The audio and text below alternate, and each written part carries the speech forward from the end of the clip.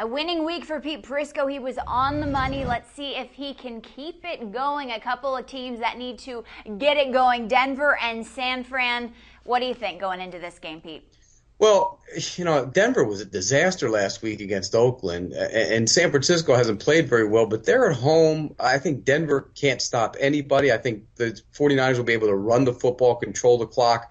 I think they'll put pressure on Kyle Orton. I like San Francisco to get win number 2 against the Broncos. How about a team that is all but done, the Dallas Cowboys? If you had told me in the beginning of the season that they would be 25th on your power rankings, I don't know how many people would have believed you, but you take a -7 against the Jaguars this week. Yeah, even with John Kitna at quarterback, I just can't see the Jaguars going in there with that receiving group and that defense and really trying to shut down John Kitna. I just can't see it happening. The Jaguars are giving up more points than any team in the league. They will make John Kitna look like Roger Staubach. It is survival this week for Cincinnati against the Dolphins. You got the Bengals -2. Yeah, and the Dolphins have played well on the road. We talked about that last week. They win all their games on the road and lose every game at home. Well, they're on the road again this week. However, I think Cincinnati in this spot, they're desperate. They're the more desperate team. They got their offense going a little bit against Atlanta. They had to. They fell so far behind. But it was a good sign to see Carson Palmer throwing for all those yards. I think that they'll find a way to beat Miami this week. It was an impressive showing for Oakland against Denver. Now they get Seattle. It will be quite a test. Do they pass the test? You got Raiders -2 in this one.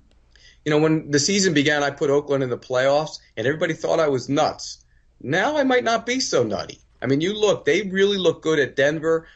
They get Seattle, who everybody is raving about all of a sudden because they can win at home. Let's see Seattle go out. I know they won at Chicago a couple weeks ago. Let's see them go to Oakland and win. I don't think they can. I like Oakland. Darren McFadden runs wild. Let's see if Tampa Bay can be 5-2. That would be incredible. I can't even believe they're 4-2. They will get Arizona. You're taking the Cards -3.